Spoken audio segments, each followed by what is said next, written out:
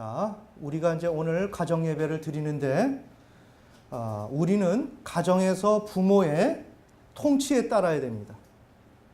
자, 우리에겐 국가기관도 있고, 이렇게 여러 가지 그런 체제가 있는데, 우리는 가정에서 뭐 엄마와 아빠와 우리 어린 아이들이, 자녀들이 함께 있을 때, 그냥 인간이 바라보는 그런 가족 체계가 아니라, 이건 하나님께서 이 가족이라는 구성, 이 조직을 하셔서, 그걸 허락하셔서 제공해 주신 것이에요. 그래서 우리는 한 팀이에요. 이 가족이란 한 팀인데, 그래서 내가 좋으면 엄마 좋아하고 아빠 좋아하는 게 아니고, 엄마 아빠는 나에게 매우 중요하고 리더십이란 말이에요. 나를 인도하는 그러한 분이란 말이에요. 아멘. 네. 그러면 엄마와 아빠는 자기의 의견대로, 주장대로 그렇게 자녀들을 이끄는 것인가? 그렇지가 않습니다. 왜? 그 엄마와 아빠는 하나님께서 어느 가정에 누구누구의 엄마 아빠로 임명하노라 라고 해서 임명하신 것이에요. 그래서 엄마 아빠는 자기의 뜻대로 그렇게 가정을 운영하는 게 아니고 하나님이 말씀하신 대로, 그 매뉴얼대로, 지침대로 그대로 이렇게 자녀들을 양육하고 가정을 운영해야 되는 거예요. 그래서 우리 자녀들은 부모를 따라야 돼요. 또한 더 나아가서 더 좁혀서 말하면 우리가 잘 알지만 부모 중에서도 아버지와 엄마 그 두 분 사이에서도 어머니는 아버지를 따라야 되는 거예요. 이해가 되시죠? 네.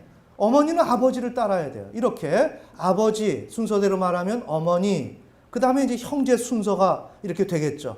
그래서 하나님이 이러한 가족에 이러한 위계 체계를 주셨고 그 체계를 통해서 하나님은 통치를 하십니다. 자, 그런데 이게 우리의 기본적인 이해입니다. 이런 기본적인 이해 가운데 아버지가 제 역할을 하면 아무런 일이 없어요. 그렇겠죠? 그런데 여러분 각 가정에 한번 돌아보세요. 여러분의 아버지가, 여러분의 남편이 얼마나 모범스럽고 얼마나 온전하냔 말이에요. 그렇지 못할 거예요. 집에 들어오면 가장 부족한 분이 누구예요? 아버지. 원하지 않게 어머니께서 아버지에게 왜 당신은 그거밖에 못해? 왜 그거밖에 못해? 라는 말이 나갈 수밖에 없도록 바깥에서는 잘할 줄 모르지만 왠지 모르게 집에 들어오시면 잘 못하신단 말이에요. 그리고 자녀들이 바라는 그 아버지는 무언가 모르게 온전한 아버지예요. 아멘. 아멘. 우리 아버지는 이렇게 되어줬으면 좋겠어 라는 게 있단 말이에요. 우리 아버지는.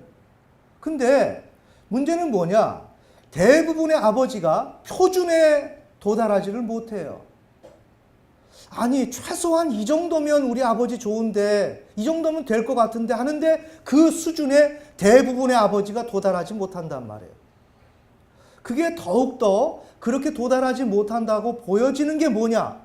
들어오면 양말 아무데나 벗어놓고 화장실 들어가서 가정에 규칙이 있으면 규칙대로 해야 되는데 그거 제대로 못하고, 이런 걸 봤을 때, 자녀들이 봤을 때 우리 아버지가 저것도 잘 못하시는데 다른 걸 얼마나 잘하실까? 이게 평가가 나온단 말이에요. 그러나 그 평가는 옳은 건 아니에요. 그건 가늠할 수 있는 겁니다. 아무튼 이러한 평가를 통해서 아버지가 제대로 이렇게 인정받지 못하고 정말 의구심을 가질 수밖에 없는 아버지다. 또한 그런 남편이다. 참, 이렇게 될 때 우리는 어떻게 해야 되는가? 아버지는 우리의 가정의 통치자인데 그 통치자가 의가 부족하고 모든 것이 부족하고 리더십이 부족할 때, 이럴 때 어떻게 해야 되는가? 즉, 통치자에게 모순이 존재할 때 어떻게 해야 되는가? 이때 우리는 피통치자는 자녀들은 하나님의 말씀을 증거로 무엇이든지 대응해서 처리를 해나가야 됩니다. 아멘. 아멘. 아버지는 통치자고, 근데 그가 모순이 있고 이런 저런 것들을 한눈에 쫙 펼쳐놓고, 눈앞에 펼쳐놓고 이건 이렇게 처리해야 된다라고 하는 이러한 안목이 우리에게 있어야 한다는 거예요. 아멘. 아멘. 그래서 이번 시간은 우리가 이런 경우 아버지가 부족할 때 진정한 통치자가 왕이 우리 가정에 통치자가 부족할 때 어떻게 해야 되는가 하는 문제를 이렇게 좀 세밀하게 좀 살펴보는 시간을 갖겠습니다. 자, 여기 이렇게 복잡하게 제가 좀 그림을 그려놨습니다. 여기에 이제 순서대로 여러분이 무슨 문제를 만나든지 이 그림이 딱 주어져야 합니다. 자, 이 그림은 뭐냐? 여기에 주체인 나가 있습니다. 아니, 이런 경우는 이렇고 여기에 이 문제는 이렇고 또 저쪽은 이렇고 그럼 난 이때는 어떻게 해야 돼? 이런 경우가 있죠. 그것이에요. 그러니까 여러분은 바로 이러한 구도를 설정해 놓고 어떤 상황을 만나든지 여기다 대입을 시키면 돼요. 여긴 대성학원입니다. 아멘.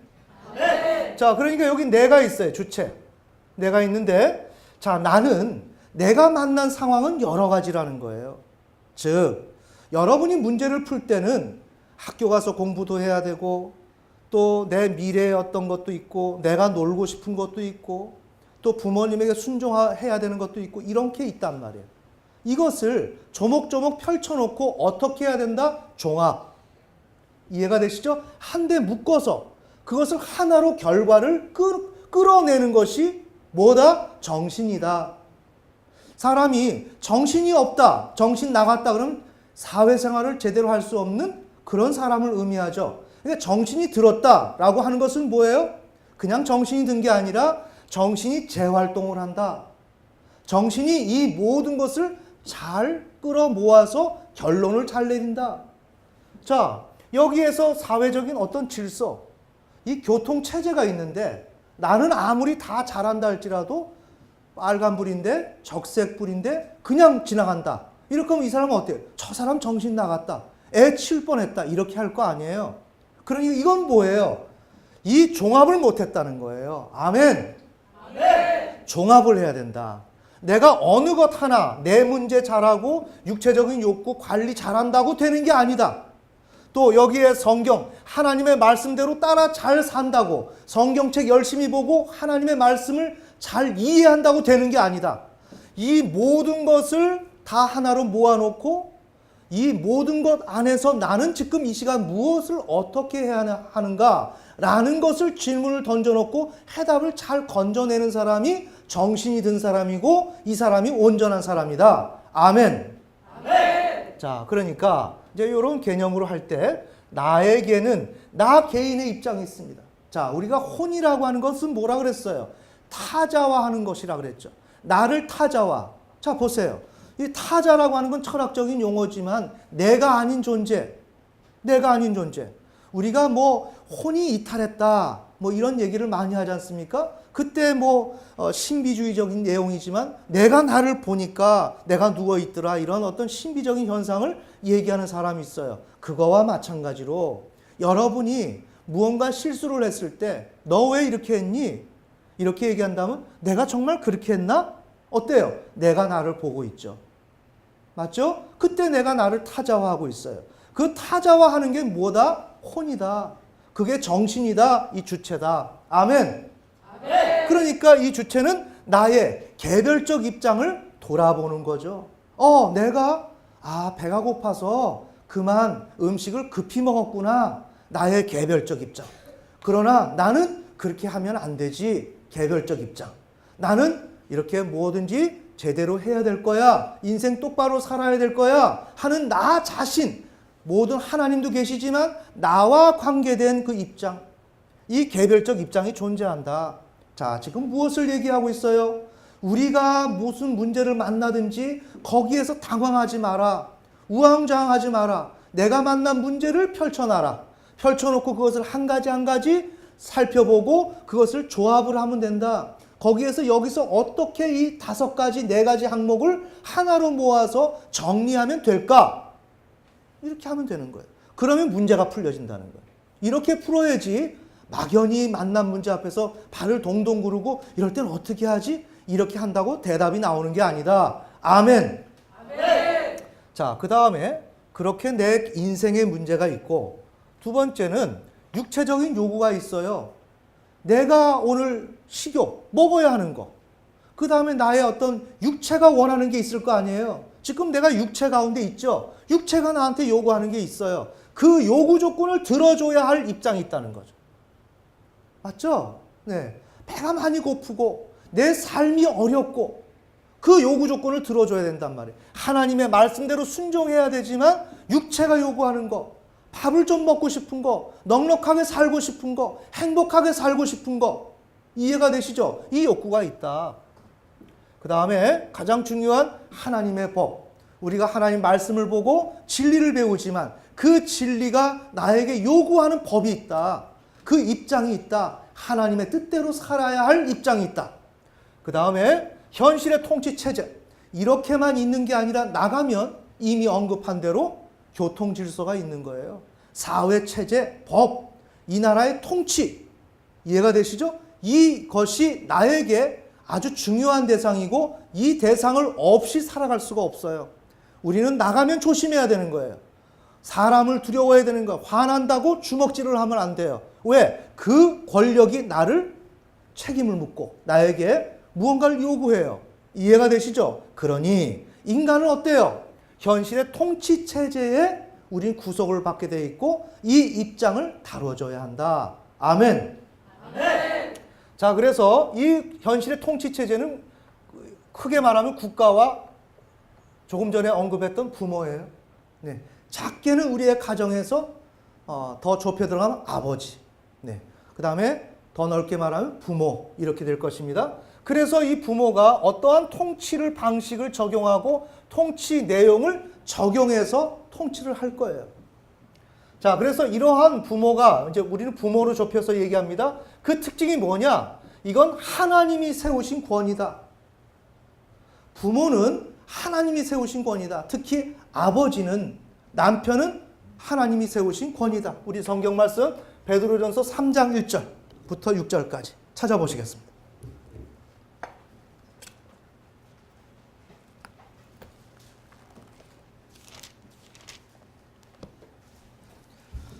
베드로전서 3장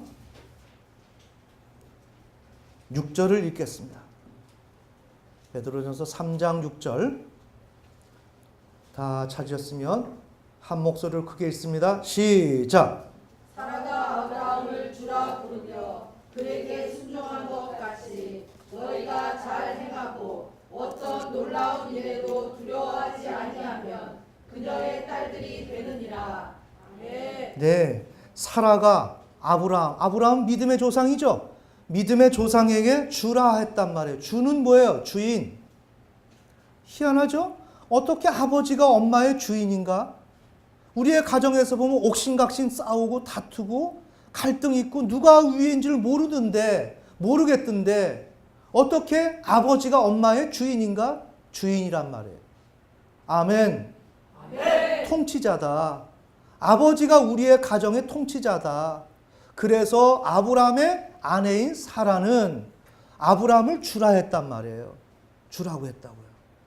아빠요, 남편은 주다, 통치자다, 권력자다, 이른바 통치체제다. 이해가 되시죠? 자, 우리가 여기서 정리를 해요. 이렇게 되면 지금 부모는 우리의 통치체제이고 통치자인데 하나님이 세우신 권위라는 거예요.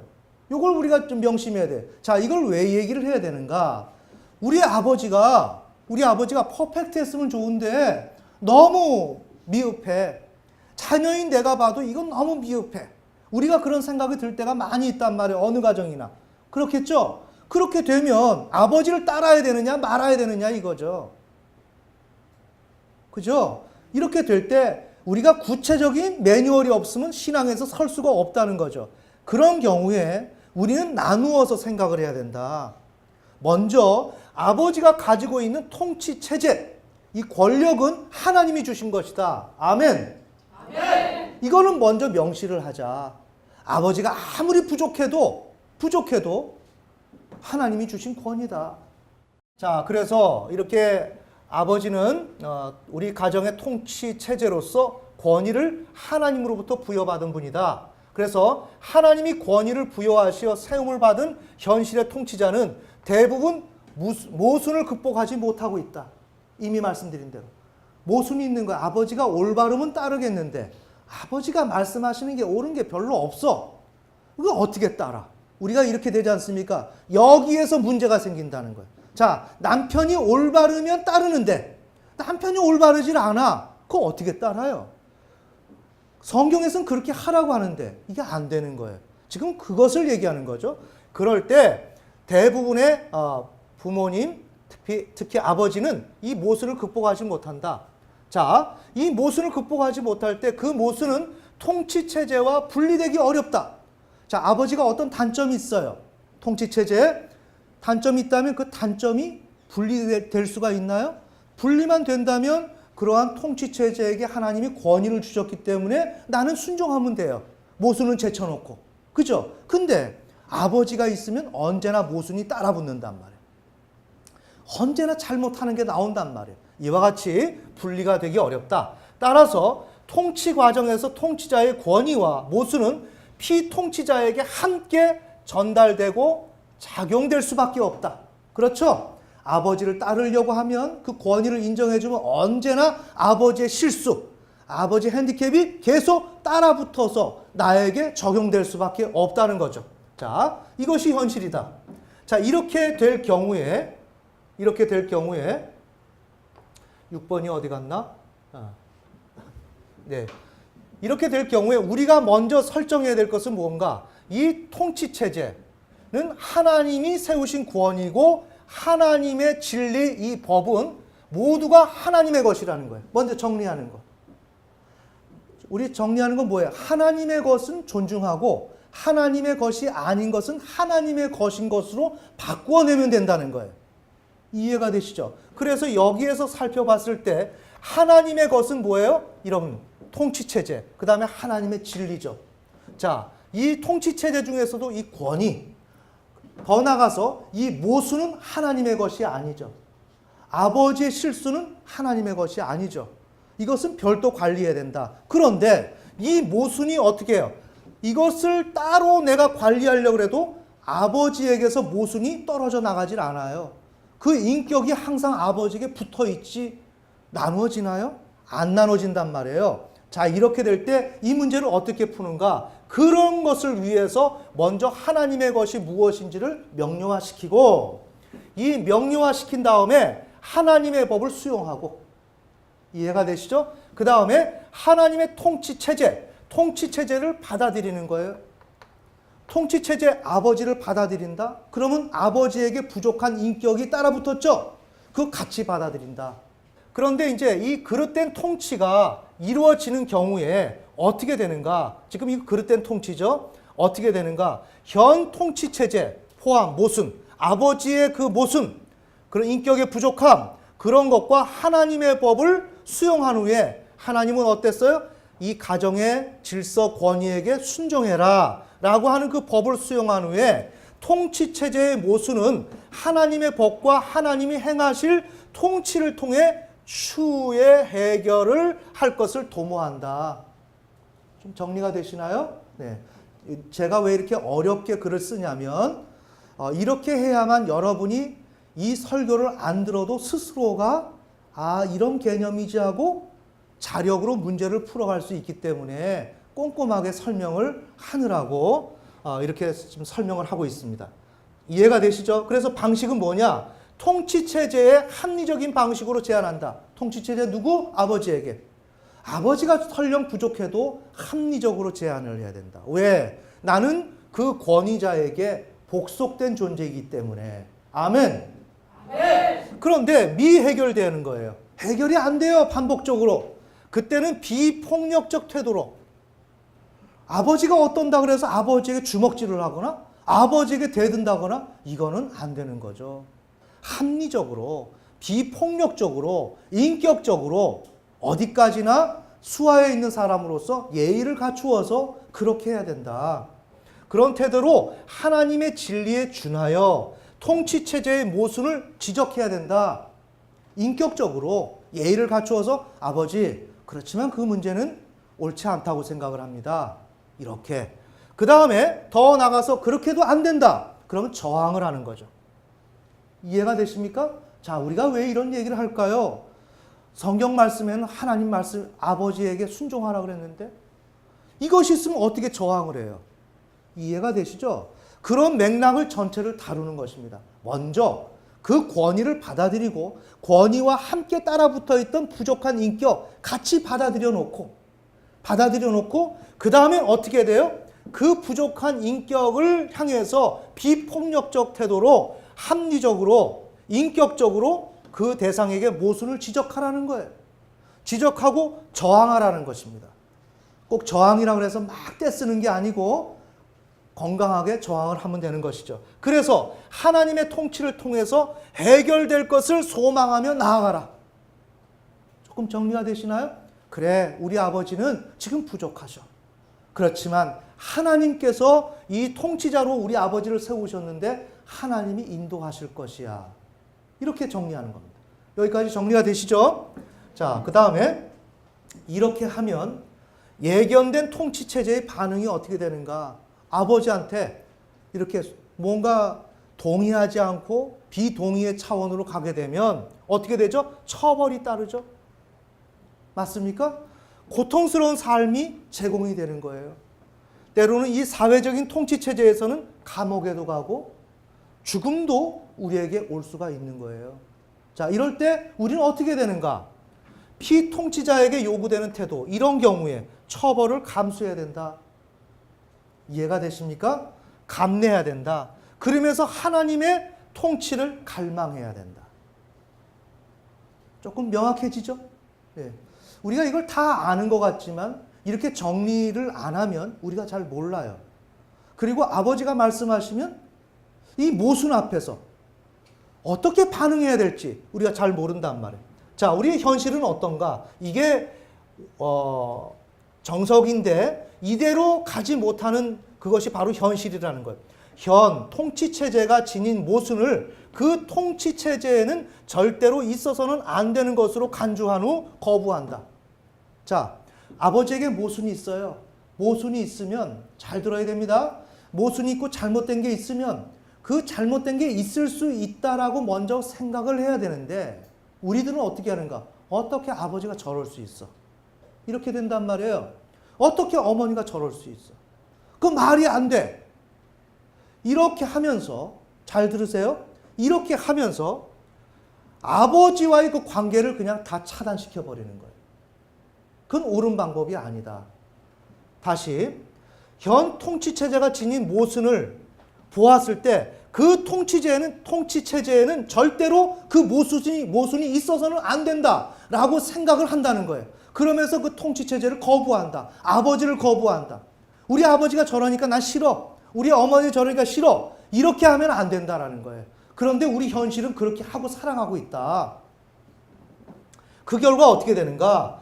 통치체제 전체를 거부하게 되는 거죠. 내가 아버지 싫은데 어머니 싫은데 내가 상대합니까? 안 하죠. 아버지와 나하고 관계가 없는 거예요. 아버지는 나에게 관계없는 대상이 되고 마는 거예요. 무엇 때문에? 아버지 속에, 통치체제 속에 있는 모순 때문에. 그 모순이 있는 것에 어떻게? 모순을 받아들이고 이런 쪽으로 하나님을 향해서 갈망하면서 문제를 하나님의 통치를 통해서 해결하려고 해야 될 텐데 그것을 모르니까 아버지에게 모순이 있다 그래가지고 그 모순이 있는 것에 놀라서 아버지를 거부하고 만다. 그렇게 되면 어떻게 돼요? 아버지하고 나하고는 전혀 관계없는 관계가 되고 만다. 이것이죠. 자, 그래서 하나님이 현실에서 통치체제를 통하여 행하시는 통치를 받을 수 있는 기회 자체를 거부하게 되는 결과를 낳는단 말이에요. 하나님은 오늘 나에게 아무리 부족한 아버지지만 그 아버지를 통해서 하시고자 하는 일들이 있단 말이에요. 아멘. 오늘 우리 대한민국이 남북 간에 분열이 되어 있고 미사일을 쏜다 어떤다 하지만 왜 우리에겐 그럴까? 그 다음에 북한에 있는 믿는 자들 그들에게는 왜 그 통치체제를 바꿔주면 안 되나? 이런 내용이 나올 거 아닙니까? 오늘 우리의 가정은 왜 이렇게 어려워야 하나? 왜 우리의 가정은 이렇게 경제적으로 부족해야 하나? 우리의 가정은 이것이 왜 부족해야 되는가? 라고 생각할 수가 있단 말이에요.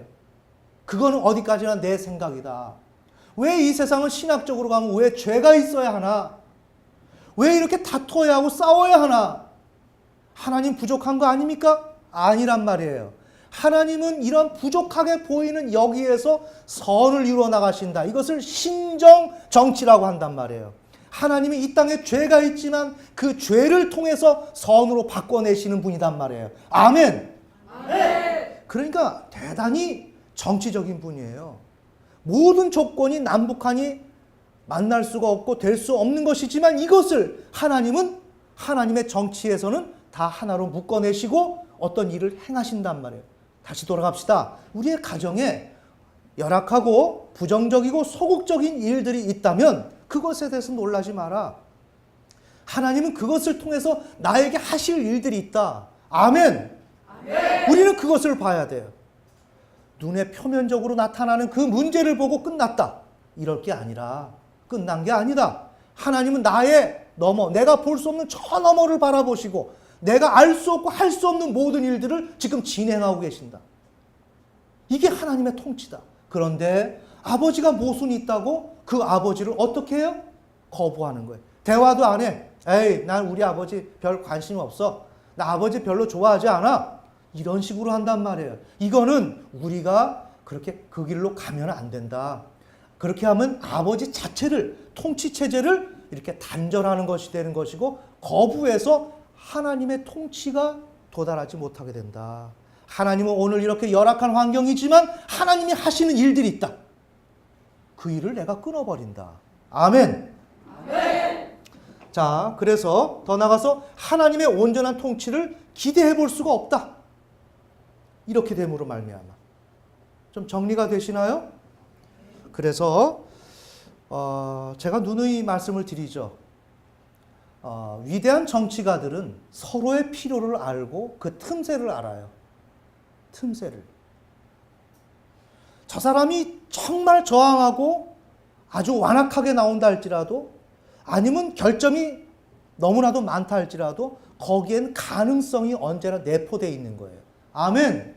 아멘. 그것을 하나님은 사용하셔서 문제를 해결해 나가시는 거예요. 우리는 누구를 의지해야 되겠어요? 그 하나님. 그러니까 1차적으로 우리가 정리해야 될 것은 문제가 있다 그래서 거기서 절망하지 마라. 그건 아마추어다. 아마추어다. 그건 너머에 역사하시는 그 하나님. 정말 초월적인 모략을 하시는 그분. 그 하나님께 내 문제를 맡기고 그분의 통치를 내가 따라가는 것이 오늘 이 문제를 풀어가는데 더 지름길이다. 아멘. 아멘. 자, 여기에 대한 사례를 우리가 한번 봅시다. 매우 중요한 책인데 여러분 제가 요즘 교과서를 잘 몰라서 그러는데 중고등학교 여기 시민불복종이라고 하는 거 여러분 잘 아실 것 같아요? 잘 모르겠습니다. 교과서를 제가 잘 모르니까 우리 때만 해도 이 교과서에 이런 게 나오질 않았습니다. 헨리 데이비스 소로우 이 사람은 굉장히 좀 유명한 사람입니다. 근데 책을 많이 쓴 사람이 아니에요. 몇 권의 그 책을 썼는데 이게 뭐라고 할까요? 그 간디 자체도 간디 스스로가 자신은 헨리 데이비스 소로우의 제자다라고 스스로를 자청할 정도로 네. 그렇게 헨리 데이비스 소로우는 유명한 사람입니다. 그 사람이 쓴 책이 시민불복종이에요. 그래서 이것은 우리 대학가에서도 이런 학원에서 이렇게 저항하고 시위하는 그럴 때 이 시민불복종에 대한 책이 많이 읽혀지고 이것이 하나의 지침서 아닌 지침서가 되고 있어요. 그래서 헨리 데이비스 소로우가 시민불복종을 썼는데 이것은 미국의 그릇된 통치의 사례예요. 이 그릇된 통치가 이루어지게 될 때 나는 이때 어떻게 해야 되는가 라고 하는 그 입장을 매우 스탠다드하게 제시한 사람이 헨리 데이비스 소로우라는 것이에요. 이해가 되시죠? 자, 그래서 시민불복종이라는 것은 우리나라 언어로 바꿀 때, 한국어로 바꿀 때 시민불복종이고 원래는 시민정부에 대한 저항이다. 시민정부에 대한 저항. 우리 부모에 대한 저항. 그럴 수 있죠. 왜? 우리 부모가 똑바로 못하니까. 근데 이 저항한다면 내가 윤리적으로 도덕적으로 어긋난 것 같고 그렇게 하면 안 될 것 같아서 하지도 못하고 그러나 내 속에는 끙끙 앓고 있고 그러면서 문제도 해결되지 않는 그것이 오늘의 현실이다. 그런데 해답은 뭐다? 저항을 해라. 저항을 해라. 인격적으로. 그렇게 저항을 하되 문제를 이렇게 순서대로 풀어가면 된다 하는 그 기준을 헨리 데이빗 소로우가 제시했다는 거예요. 자, 그래서 11번, 12번. 자, 우리 헨리 데이빗 소로우 한번 양력을 잠시 보면 양력이라고 없어요. 1817년에서 62년까지 44세를 살고 결핵으로 죽었어요. 하버드대를 졸업했어요. 그렇지만 그는 부와 명성을 쫓지 않고 측량하고 목수하는 일로 생계를 유지하는 삶을 살았어요. 자, 자기의 전공이 독특하게 있음에도 불구하고 그것을 하지 않고 이렇게 이 길로 갔습니다. 그래서 45년도에 월든 호숫가 숲속으로 들어가서 통나무 집을 짓습니다. 2년간 소박하게 자급자족 삶을 삽니다. 자, 그 삶을 산 이유가 뭐냐? 그 시대에 잘못 가고 있었던 미국을 상대로 그 어떤 것에도 구속받지 않고 살아가는 자주적 인간이 되려고 했던 독립선언의 행위였다. 충분히 이해가 되시죠? 자, 우리가 나라가 잘못되었을 때 우리는 어떻게 하면 좋은가? 부모가 잘못되었을 때 어떻게 하면 좋은가? 할 때 우리 용기를 잘 못 내요. 왜? 모르니까. 알지 못하기 때문에. 그러면 어떤 일이 생기냐? 노예가 된다. 그래, 무지하면 노예가 된다. 알면 노예에서 벗어난다. 아멘. 아멘. 자, 그래서 이는 이렇게 했다는 것입니다. 자, 그래서 2번이 이렇게 되고 하도 번호가 많아가지고 이제 13번입니다. 자, 이런 사람이었는데 헨리 데이빗 소로우가 이런 마음으로 지금 여기에서 통나무 집에서 살고 있는데 19세기에 미국은 인두세를 징수를 했어요. 그러니까 미국이 한 사람당 2당 세금을 얼마씩 내라. 이해가 되시죠? 그것을 이제 실행한 거예요. 근데 문제는 뭐였느냐? 46년에서 48년에 멕시코 전쟁이 일어난 것입니다. 멕시코 전쟁. 미국이 멕시코를 침략을 한 거예요. 잘 봐야 됩니다. 자, 우리에게 국가 통치체제죠. 통치체제가 그릇된 길로 가고 있단 말이에요. 그릇된 길로. 남의 나라에 왜 침략을 합니까? 이러한 우리의 정의가 있어야 합니다. 자, 우리 잘 봐야 됩니다. 그 다음에 멕시코 전쟁이 있고 그때만 해도 노예제도가 있었단 말이에요. 그런데 인두세를 받아들이는 징수하는 목적이 뭐였느냐? 이 멕시코 전쟁을 성공적으로 유지하고 노예제도를 잘 유지하기 위해서 인두세를 받았단 말이에요. 불법이죠. 잘못됐죠. 모순이죠. 통치체제 리더십에 지금 모순이 발생되고 있는 거예요. 천천히 보셔야 됩니다. 우리의 가정에 리더십에 문제가 있는 거예요. 이럴 때는 어떻게 해야 되는가? 라는 문제예요. 그런데 이분이 대답을 참 잘했어요. 14번. 이럴 때 헨리 데이빗 소로우는 오늘날 이 미국 정부에 대하여 어떻게 처신하는 것이 한 인간으로서 올바른 자세일까? 우리 대부분 어때요? 먹고 사는 게 바쁘니까 아이 뭐 정치는 정치대로 하라 그러지. 내 삶은 내가 바쁘고 나는 가야 할 길이 있는데 이렇게 한단 말이에요. 이해가 되시죠? 그렇게 해서는 안 되는 것입니다. 오늘 우리의 가정도 아예 부모는 부모님의 삶이니까 내 삶은 따로 있으니까 알아서 하라 그래. 이것도 옳은 게 아니란 말이에요. 아시겠습니까? 자, 그래서 이는 진지하게 고민하는 거예요. 고민하되 현재 나는 수치감 없이 이 정부와 정상적 관계를 가질 수 없다. 부모가 이렇게 나라가 정부가 이런 잘못이 있을 때 국민으로서 헨리 데이빗 소로우는 그 정부와 정상적 관계를 가질 수 없다라는 자기 인식을 한 거예요. 자, 14번. 15번이 또 어디 갔지? 예. 여기 있네. 그래서 그는 어떻게 했는가? 이 모순을 지적하고 저항하는 거예요. 인두세 납부를 거부를 했어요. 그런데 어느 날 구두 수선을 하려고 마을로 내려갔어요. 근데 거기 갔다가 붙들렸어. 붙들려가지고 감옥으로 들어갔어요. 며칠 들어갔느냐? 하루. 아주 이거 우리에게 지성적인 어떠한 통찰을 주는 매우 중요한 이거 책이고 우리에겐 상식으로 이건 딱 갖춰주고 있어야 될 책입니다. 그래서 하루 동안 수감이 되었어요. 근데 어떻게 나왔는가? 그 친척이 알고 돈을 갚아줬어. 왜? 이 사람은 안 갚을 거니까. 그래서 갚았기 때문에 나가라 그래서 나왔어요. 자, 우리가 16번 이렇게 됐죠? 그럼에도 불구하고 헨리 데이빗 소로우는 이러한, 여기는 하나님의 통치지만 그는 정말 진정한 통치, 온전한 통치를 갈망했단 말이에요. 그의 책에서 나온 내용을 제가 약간 굴려서 제 언어로 변화시켜서 한번 정리를 해봤어요. 자, 나는 가장 좋은 정부는 가장 적게 다스리는 정부라고 생각한다. 가장 좋은 정부는 가장 적게 다스리는 정부라고 생각을 한다. 정부가 너무 강압적으로 하는 걸 나는 원치 않는다. 정부가 자기의 모순을 껴안고 그것을 가지고 자꾸만 강요하거나 강제하는 거, 그거 옳지 않다고 생각한다. 이렇게 정리하는 게 중요하죠. 정부기 때문에 어쩔 수 없지. 그건 정부니까 그런 거지. 이렇게 하면 안 된다. 뭐가 옳고 그름에 대해서 분명히 알고 그 문제를 풀어나가야 한다. 근데 우리는 그 문제도 구분도 못하고 거절을 해버리고 풀지도 못한다. 아멘. 그러니까 이렇게 문제를 풀어나갈 수 있도록 전체적으로 조망해 볼 수 있는 것이 중요하다. 이렇게 이런 정부가 좋은 정부라고 생각하느냐 하지만, 그러나 대부분의 사람들은 통치체제, 즉 모순을 포함한 통치체제에 대해서 숙고하지 않는 듯하다. 바쁘니까, 그건 엄마 아빠 삶이니까, 그건 정치하는 사람들이 하는 일이니까 이렇게 한단 말이에요.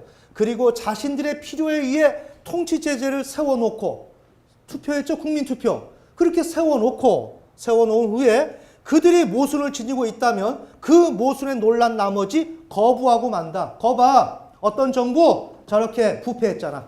싫어. 나 정치 이제 저런 정부는 안 볼 거야. 이해가 되시나요? 이렇게 되면 어때요? 그 통치 체제를 통해서 나는 통치를 받아야 하고, 오늘 우리 잘하든 못하든 그 시대별로 넘어가는 몇 대 몇 대 통치 체제에게 우리는 잘 순응하면서 그들과 타협해서 문제를 풀어가야 돼요. 아멘. 근데 우리는 그것을 거부하고 만단 말이에요. 이거 올바른 게 아니다. 자, 이게 우리 일반적인 사람들이다. 그 모순을 지적하며 또 올바로 시정될 것을 바라지 않는 것은 너무나 일반적인 현상이다. 그렇죠? 먼저 통치체제의 국민이 되는 것으로 성급히 결정하고 쫓아가면 안 된다. 이 일들은 먼저 이 통치체제와 나와의 관계 속에서 어떻게 문제를 조율하고 풀어가야 될지에 대한 숙고가 없었다. 다시 돌아갑시다. 우리의 가정에, 지금 우리 가정이 황폐해요.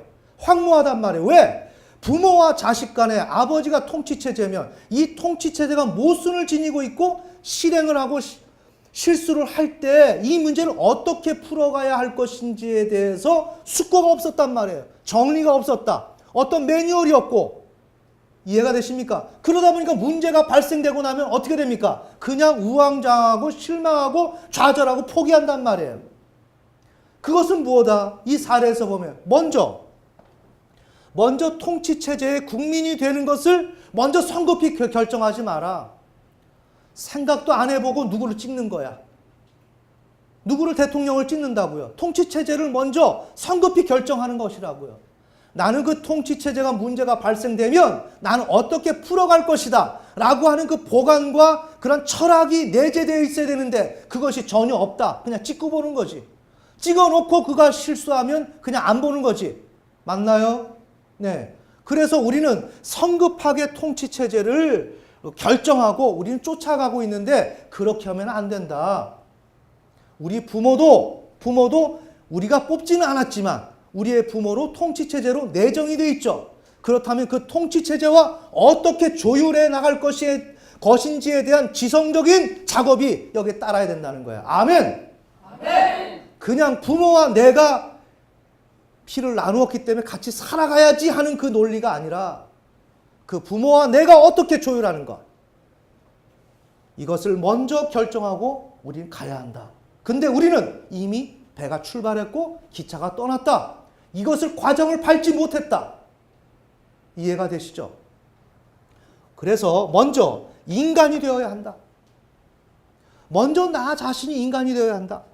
그 후 국민이 되어야 한다. 먼저 정의에 대한 존경심을 길러야 한다. 먼저 정의에 대한 존경심을 길러야 된다. 참된 정의, 하나님의 법, 하나님의 진리, 이것에 대한 가치, 이거의 중요성, 이것을 먼저 내 안에서 길러야 하고 확고부동하게 자리 잡고 있어야 된다. 아멘. 네. 이것이 먼저 있어야 된다. 자, 그 후 통치체제가 제시하는 법을 향해 존경심을 갖고 따라가야 한다. 그 후. 그런데 만약 통치체제가 잘못할 때에는 자신에게 있는 정의를 준 거로 통치체제가 올바로 진행될 수 있도록 지적하며 저항하며 나아가야 한다. 그리고 그 통치체제가 정상적으로 실현될 수 있도록 갈망해야 된다. 이해가 되십니까? 이게 올바른 국민이다. 이게 올바른 가족 구성원이다. 이게 올바른 자녀다. 부모라고 해서 나에게 강요할 수가 없다.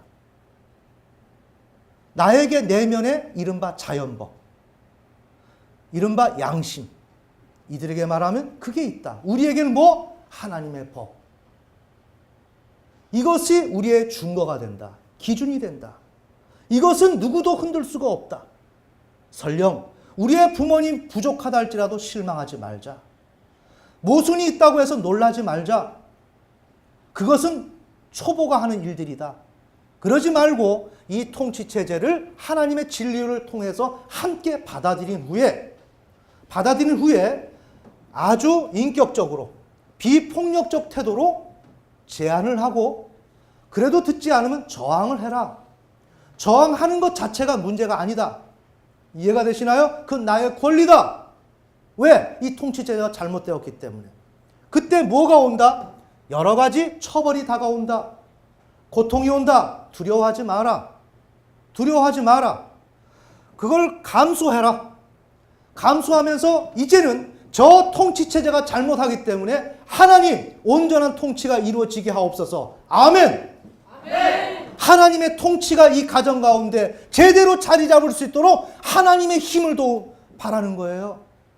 그러면 어떻게 하겠어요? 우리 아버지를 깨우든지 아버지를 어떻게 하든지 그건 하나님이 하신단 말이에요. 우리가 하나님의 자리를 대신할 수는 없는 거예요.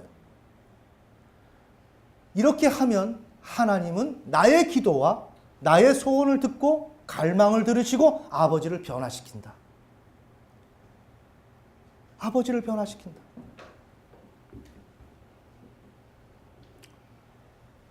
성령의 감동하심으로 제가 간증을 할게요. 이번에 우리 이성미 집사님이 가정에서 신앙적 문제로 어려움이 많았습니다. 남편이 양성도님이 저에게 전화가 오고 서로 간에 그렇게 좋은 전화는 아니었습니다. 많은 고민을 했습니다. 하나님, 이 문제를 어떻게 해야 되나요? 하나님이 며칠 후에 제게 꿈을 주셨습니다. 참 신기한 꿈이었어요. 이른바 메시지인데, 예수님이 요단강에서 침례를 받고 올라오실 때 꿈속에서는 하나님 아버지께서 예수님 보고 올라오라 라고 하셨다는 거예요. 그건 무슨 내용이냐?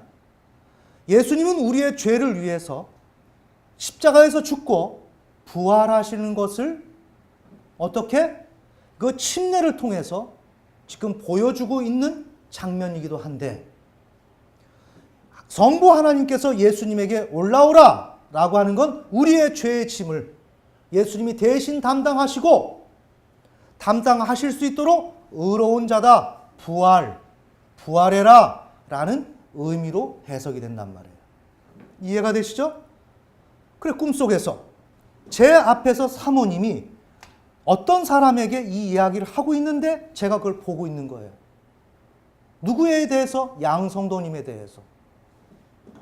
그런데 인간적으로 제가 봤을 때는 우리 양성도님이 하나님을 못 믿겠구나 라는 판단이 들었어요. 저는 힘들겠다. 이 정도 신앙의 굳은 마인드라고 하면 너무 힘들겠다.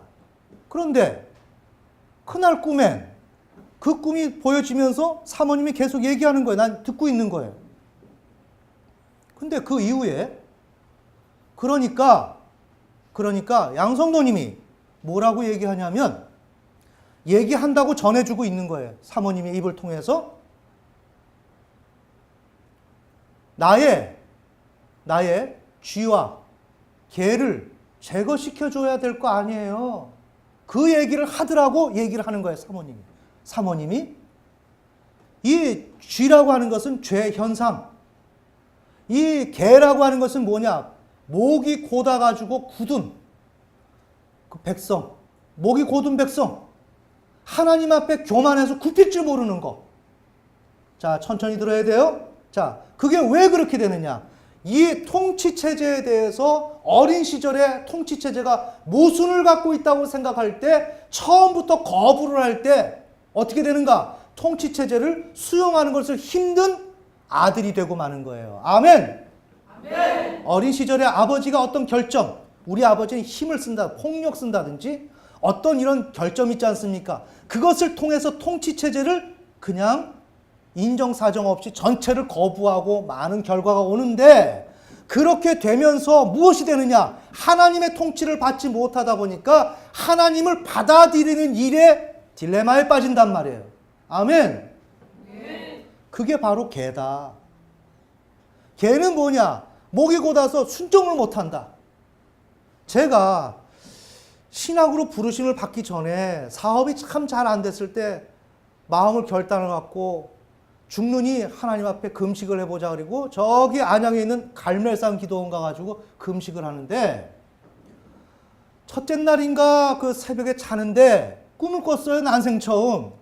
어떤 꿈을 꿨냐? 앞에 큰 문이 있어요. 시커먼 문이 있는데 개 한 마리가 목이 반쯤 잘려가지고 이렇게 덜렁덜렁거리고 있더라고요. 그거 봤어요, 그냥.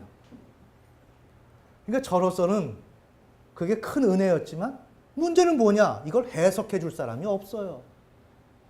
그래서 여러분에게 은혜의 통로자가 매우 중요하다는 내용이에요. 아멘. 아멘. 그래서 저는 그게 뭐예요? 하나님 앞에 어린 시절에 이 우리 아버지도 알코올을 많이 드시고 폭력도 행사하시고 그렇게 바람직한 분이 아니었어요. 지식인이었지만 나는 내면에 아버지를 받아들이는 것에 실패를 했단 말이에요. 아멘. 네. 그러다 보니까 하나님을 받아들이는데 실패를 한 거예요. 그래서 하나님은 너 금식하면서 지금 목이 반쯤 날아갔다, 꺾였다 보여주는데도 불구하고 그게 무슨 의미인지를 몰랐다 이거예요. 그러면서 저의 경험에도 그게 있었다. 그러나 하나님이 인생 가운데서 저를 다루시면서 목이 꺾어지도록 하나님 무슨 말씀이든지 하세요. 그냥 저는 따라갈게요. 이 사람이 되었어요. 다는 아니지만 이해가 되시죠? 마찬가지로 우리 양성도님이 그러한 상태에 있었고 그러한 주문을 하더라 이거예요. 자, 이런 주문을 할 때 저는 그 꿈을 꾸고 나서 깜짝 놀랐어요. 양성도님 교회 나오겠네. 나도 모르게. 현실에서는 뭐예요? 전혀 아니에요. 그분은 뭘 이야기하고 있느냐? 자신이 하나님 앞에 순종하고 싶은데 안 된다는 것을 얘기하고 있는 거예요. 아멘! 아멘! 하나님이 보여주시는 거예요. 제가 어떻게 알겠어요? 그런데 아내가 너무 열심히 믿는 거야. 그래서 이성미 집사님을 권사를 드려야 되겠어. 저는 마음속에서 이 감사가 나는 지금까지 우리 목회를 하면서 다 잘하고 있습니다. 하지만 우리 이성미 집사님처럼 제 눈에 딱 어느 한 장면이 꽂힌 게 그렇게 없었어요. 뭐냐? 우리 동균이와 효진이가 있지만 가정에서 그 어려움이 있지만 자기 신앙 지켜내느라고 모든 것을 불사하고 나가는 그 모습을 저는 조용히 지켜봤어요. 지금은 큰 병을 얻었는지 몸이 많이 아프대요.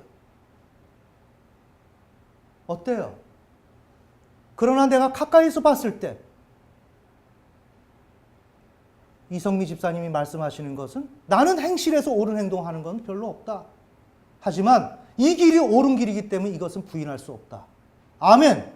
아멘. 그 얘기를 하는 거예요. 그래, 사람 제대로 섰구나. 제대로 가고 있네. 오늘 우리 부른 찬송 내 주를 가까이 하게 하면, 제가 몇 주 동안 마음에서 많이 울었습니다. 우리 성도님들 다 귀하고 그 하나님 앞에 성실하게 걸어가는 모습 잘 알고 있습니다. 그러나 오늘 이 시점에 우리 이성미 집사님이 걸어가는 이 길은 금과 같다. 저는 감히 목회자로서 인간이기 때문에 잘 볼 수는 없지만 귀한 믿음이다. 하나님, 저 믿음 원했지 않습니까? 하나님, 어려움 있으면 해결해 주세요. 그거 안 되나요? 저는 내 마음에서 있는 그 진실함으로 하나님께 아뢰는 거예요. 애들이 졸르듯이. 하나님 도와주세요. 저 가정 좀 도와주세요. 응? 정말 하려고 하잖아요. 진짜 신앙이 무엇인지를 알고 그 길을 가려고 하잖아요. 하나님, 그 길을 좀 도와주세요. 그 기도가 내 속에서 절로 나온다. 제가 오늘 이 얘기를 왜 하게 됐는지 모르겠습니다. 그러나 성령께서 제게 감동을 주신 것 같아요. 다시 돌아가면 우리 양성욱 성도님, 우리들의 눈에는 볼 때는 뭔가 부족하고 엉뚱한 얘기를 하는 것 같지만, 하나님이 보시는 우리 가정에 세워는 통치자, 통치체제인 양성도님은 누구보다 하나님을 갈망하고 있고 하나님을 믿어보려고 하는데 안 되더라 이거예요. 뭐에 안 되더라? 권위에. 자기보다 윗사람이 말하는 것에 그냥 거부하고 싶은 거. 이해가 되십니까? 이게 남자 아들들이 다뤄야 될 문제예요. 아멘. 아멘. 그것을 다루지 못하면 이와 같이 하나님마저도 받아들이는데 문제가 생긴다. 그래서 하나님이 이상하게 보인다. 그건 뭐다? 내가 아버지와의 관계 속에서 문제가 생기는 거다. 저 끝에 우리 아들 장훈이가 있어요. 저는 아들이 2명 있지만 둘 다 사랑하지만 또 둘째로 말한다면 둘째를 매우 사랑해요. 왜냐? 저는 아들 장훈이하고 막힌 게 없어요. 막힌 게 없어요. 저는 저희 아버지와 막힌 게 있었어요. 저는 아들에게 혼을 내더라도 저 아이는 불과 1시간이면 딱 마음 풀고 와요. 아빠하고 오는 애예요. 아멘. 아멘. 그리고 자기가 잘못한 걸 받아들여요. 그리고 아버지에 대해서 거부감을 안 가져요. 이게 아들들이 가야 할 길이란 말이에요. 아들들이. 딸들도 마찬가지란 말이에요. 그 권위가 말하는 것에 대해서 문제의식을 느끼고 그것을 씨름하면 그 사람은 거기에 머물러 있는 것이다. 그런데 아버지와 소통이 잘 되고 무언가 해 나가게 되면 아이들이 아버지의 그 모순을 껴안는다. 담아낼 수 있다. 그리고 아버지와 대화가 될 수 있다. 아멘. 아멘. 오늘 우리의 가정. 오늘 우리의 가정. 지금은 조금 늦은 감이 있어도 늦지 않았다. 오늘 내게 있는 우리 가정에 계신 아버지, 나의 남편 부족해요. 하지만 오늘 우리 양성우 성도님을 예를 든 것처럼 우리 양성도님은 결코 부족한 분이 아니에요. 아멘. 그분 속에서는 하나님을 갈망하고 신앙하고자 하는 마음이 뚜렷하게 있단 말이에요. 그러나 우리의 발달 과정 속에서 아버지와 관계 속에서 잘 풀려지지 못한 거로 왠지 모르게 통치체제 권위 앞에서 저항감, 반발심이 자기도 모르게 나오게 되고 그런 신앙을 갖지 못하는데 옆에 아내인 우리 이성미 집사님은 너무나도 성실하게 신앙생활하니까 얼마나 얄미워. 얼마나 얄밉냐고. 그러니까 더 반발심을 일으키면서 그렇게 하고 있는데 우리의 진정한 통치자이신 하나님은 그것을 보여주시더라. 어때요?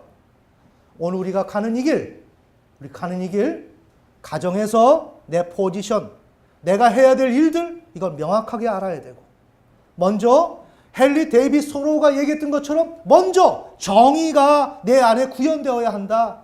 그 전에 먼저 인간이 되어야 한다. 그래서 정의, 올바른 게 무엇이냐라는 걸 먼저 인식하고 그것을 기준으로 당황하지 말고 이와 같이 문제를 만나면 한 가지 한 가지 받아들이면서 정리해 나가고 결국 키워드는 뭐다? 창조주 하나님께서 내 삶에 개입하시고 그분이 진정한 통치자가 되어주신다면 나의 남편이 아버지가 설령 부족한 부분이 있다 할지라도 오늘 사례처럼 꿈으로 말씀해 주시고 깨우쳐 주셔서 그를 올바른 통치자가 될 수 있도록 하나님은 인도하신다. 아멘. 아멘. 우리에겐 뭐가 있어야 돼요? 기도. 절대적으로 하나님을 향한 신앙, 이 진리, 헨리 데이비드 소로우로 말하면 정의, 인간이 되는 것, 이 자체가 우리에게는 자원이고 이것을 통해서 우리는 건강하게 우리 앞에 놓여져 있는 문제를 풀어가야 된다. 다 같이 기도하시겠습니다.